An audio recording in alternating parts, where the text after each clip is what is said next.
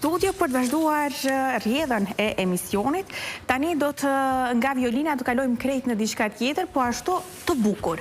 Të bukur sepse do të flasim për lulet. Jemi në stinën e pranverës, zyrtarisht, dhe prandaj kjo është arsyeja që do diskutojmë më shumë për lulet, sepse është koha ku ne duhet të zbukurojmë kopshtet tona. Por fillimisht dua të bëj një falënderim shumë të veçantë për Ujë Rrugove, i cili është sponsor general i këtij emisioni dhe të cilin e gjeni në të gjitha dyqanet kudo në vendin tonë, tashmë edhe me 3 produkte të reja që është qumësht rrugove, jogurt rrugove dhe ajran rrugove. Po ashtu, të gjitha këto produkte i gjeni në të gjitha marketet kudo në vendin tonë për një jetë më të shëndetshme.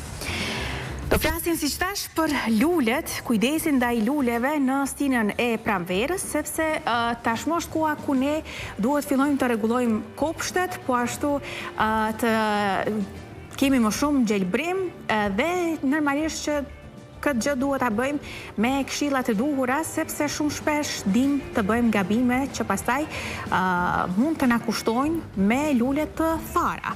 Për të marrë këshilla profesionale, unë kam kënaqësinë që të ftuar në studio kam Enver Osmani, prodhuesi luleve sezonale dhe shumë vjeçare. Mirë se erdhët, të nderuar. Mirë se u gjetëm.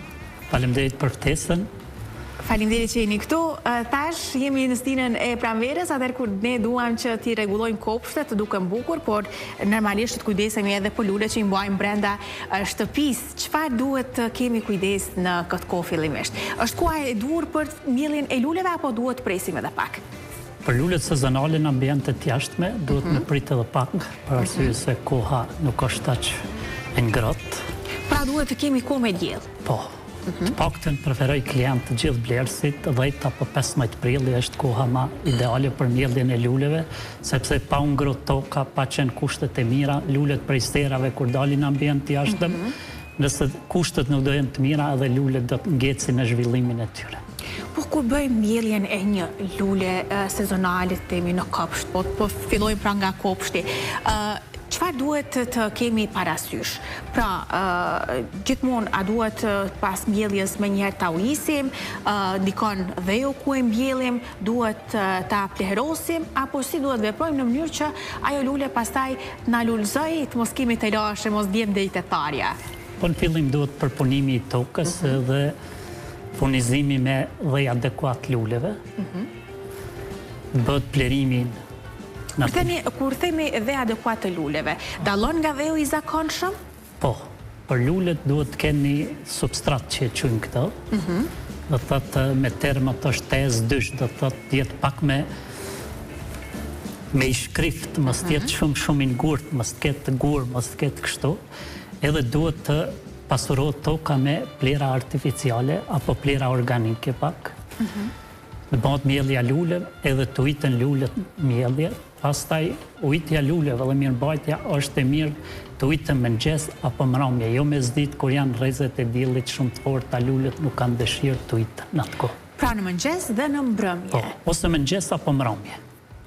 Kjo për shkak të rrezeve të diellit. Po, kur janë gjithët e ngrohta edhe dielli ka rreze të forta, atëherë uji është i freskët edhe lulet nuk e dojnë atë trajtim ashtu. Duhet mëngjes apo mbrëmje që të kullohen ato edhe ta kenë ujtjen njërë si duhet.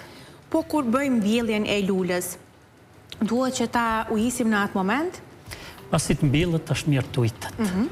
Lulja ndron një ambient edhe duhet aerosja e dheut t'i del. Kur të ujtet del ajri edhe lulja është ma e sigurt. Rëndzimi, zhvillimi asaj. Ndikon edhe tek pleherosja që e bëjmë, duhet kemi kujdes me sasin, me qenë se ndonjëherë nëse e teprojmë mund ta dëmtojmë edhe lulen? Po, duhet me pas kujdes, ma mirë tjetë pak mangut se tjetë e tepërt, për shkak se plerat kur fillojnë me u tret, atëherë nuk e dim na sa lirojnë ato ushqimet, janë teprune, do thotë, edhe duhet ma mirë dyar nga pak se njëherë t'ju qesëm shumë edhe mundem t'i dëmtojmë edhe prej ushqimit tepërt. Cilat janë lulet sezonale më prezente në vendin tonë? Po, lulet sezonale janë shumë begonje, janë big begonje, janë pelagoriumi, gynea, tagetesi, janë lulet shumë të sezonale. Për shkak është koloritin ngjyrave ndryshëm edhe njerëz kanë dëshirë me pa ngjyra në përkopsht. Japin pak një bukurimat veçantë. Kjo është ajo që kërkohet edhe më shumë, po besoj. Po nëse bëjmë mbjelljen e lules vetëm përmes farës, çka duhet kemi kujdes ose sa mund të jetë e efektshme pra që të arrijmë deri tek po nëse shkojmë me mbjelljen e farës, pastaj na mbjellim nëpër module. Edhe dhe duhet të jetë sa ma imt, zero të jetë, mos të jetë shumë me grimca dheut mëdhaja për shkak binshmëria nuk mundet me qenë shumë efikase, është me radhësi temperatura, lagështia me qenë nivel jo e tepërt se edhe lagështia tepërt i dëmton farat. Për atë arsye don temperatura të jetë 18 apo deri 23 gradë të jetë për me qenë bimshmëria efikase. Po sa i nevojitet për shembull një lule, një bime nga fara deri ta themi të shohim duke lulësuar. A mund të kjo të arrijmë brenda një sezone apo duhet t'i bëjmë përgatitjet më herët? Te lulet shumë vjeçare duhet kohë pak më e gjatë. Sidomos te bredhat shkon deri në 6 javë bimshmëria. Kurse te lulet sezonale ajo për 2 javë, 3 javë fillon me dalë edhe krejt deri të bëhet për treg i duhen asaj në një 8 javë. Të jetë e gatshme për treg. 8 javë. 8 javë. Prej mbjelljes farës deri te lulëzimi i lules edhe gatshme për treg. Tani, përpos luleve, cilat mund të themi janë ato bime tjera që janë të përshtatshme të mbjellen në këtë kohën e pranverës? Po pas luleve sezonale janë të përshtatshme edhe lulet shumë vjeçare, shkurrët, drandofilet, bimë dekorative të ndryshme, po për bimë dekorative koha më adekuata është vjeshta. Për arsye ato stabilizohen me klimën, me kushtet edhe në pranverë janë të gatshme, startojnë me gjethet e veta, me lulëzimin, për ndryshe lulet sezonale ato praktikohet vetëm pranverë. Vetëm në pranverë. Por shohim pra edhe disa prej luleve i kemi edhe këtu në studio. Pyetja më e rëndësishme. Si ta vrejmë një lule që puna e pëshenja që nuk është mirë, që mos vjetë deri tek tharja totale e saj, që ta humbasim një lule. Kemi shenja që mund t'i vrejmë me kohë, ose çfarë duhet bëjmë, domethënë, si mund të ndikojmë që mos vjetë deri te tharja. Mund ta shpëtojmë një lule? Po, çdo sen mund të shpëtohet nëse evidentohet me kohë problemi, arsyeja e gjitha lulet nuk dojnë ujë njësoj, gjitha lulet dritë edhe temperaturë të nxehta ajo është e kuptueshme që ato jetojnë prej që atyne e kanë, po më shumë lulet dëmtojnë prej lagështisë tepërt, edhe aerosje nëse nuk kanë në përstera apo ku bëhet ujitja atyne nëse uji rrin shumë këto i dëmton, edhe gjethet fillojnë të zverdhen, të bëhen më të verdha, edhe fillojnë të rrudhen.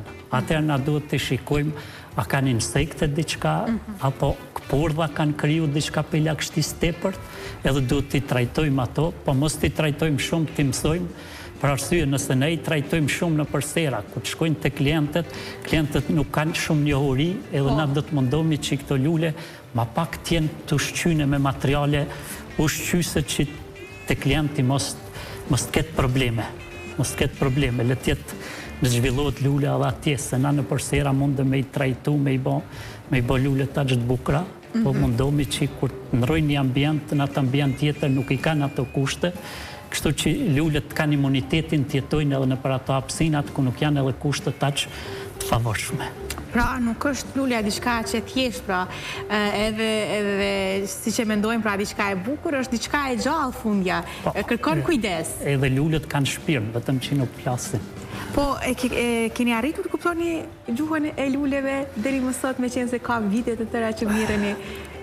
Po ne lulet ku të bëjmë mbjelljen, unë çdo herë sugjeroj klient apo stafin që punojnë për shkak projekteve, thamë edhe lulet e kanë fytyrën e vet. Edhe ato dojnë me u pa ka klienti, jo të kthehen lulet kur të millen njëna të kthehet anën e kundërt, njëna ashtu se nuk na del bukur. Edhe lulet kanë qef ta kenë fytyrën të kthyn ka klienti, ka njerëz lëvizin më shumë. Po, përmendet pra që uji ndonjëherë din të shkaktoj dëm nëse është një lagështi e tepërt, po për dritën, Qita lulet dëshirojnë dritë nxehtësi apo ka disa që mund t'i dëmtoj drita ose nxehtësia e tepërt? Ja, lulet sidomos gjitha dojnë dritë, temperaturë dojnë të mirë, se temperatura tjetë 40 gradë kur të bëhet në atë sezon, atëherë duhet ndoshta 2 herë në ditë me ujtë mëngjes dhe mbrëmje për shkak me rezistu këto. Ka disa lule që nuk e dojnë edhe dritën, pa ato janë lule pak ma specifike për ambiente ku janë të mbyllun. Ka asi, pa është 1% shumë e vogël, edhe janë lulet ma specifike ato i quajmë. Për ndryshe këtë tjera gjitha dojnë temperaturë të nxehtë, plerim, ujitje, zakonisht si. Po flasim për lulet që i mbjellim në oborë.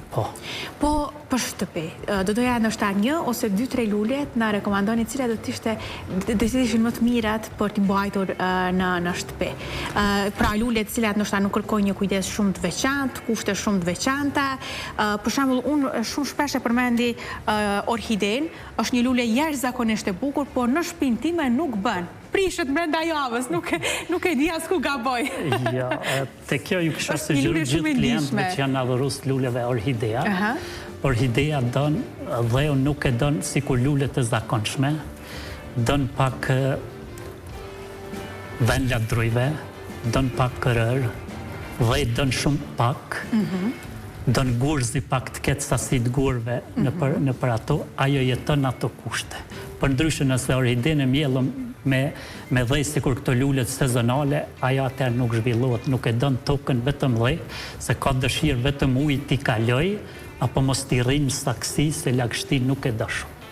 Kjo pra është sekreti. Kjo është, edhe don, nëse është në ambient mrena, don ofër gjami tjetë, sepse gjami i kryon pak temperaturë, edhe dritën ja jep, po temperaturën ja mon pak ma... Pas ka qenë më e thjeshtë sa kemi menduar. Me 2-3 këshilla... Për ndryshe lullet tjera, për ambientet mrenshme, sugjeroj gjithë klientit që lullet jashtë nëse ujten, çdo ditë mrena duhet një herë njaftë. Nuk konsumoj lullet shumë, për shkak nuk ka aerosje shumë, edhe lullet nuk duhet të ujten brenda shumë, për arsye se ju bin gjethet. Në të kohën e lullëzimit, si që janë limoni, mandarina, nuk ka nevoj shumë të ujtet gjatë kohës lullëzimit. Pastaj po për t'i rritë frytat, duhet të ujtet, trajtohet si zakonisht. Unë për falenderoj jashtëzakonisht shumë që gjetet kohë me qenë pjesë e emisionit, e ndohat këto këshilla kaq të vyra. Unë besoj që tashmë shtëpinë time orhidet do të rriten, do të kultivohen mirë me fal këshillave t'juaja. Faleminderit shumë. Faleminderit edhe juve, respekt. Shumë kënaqësi. Faleminderit. Të nderuar shikues, kemi mbërritur në fund të emisionit Rreth e Rrotull për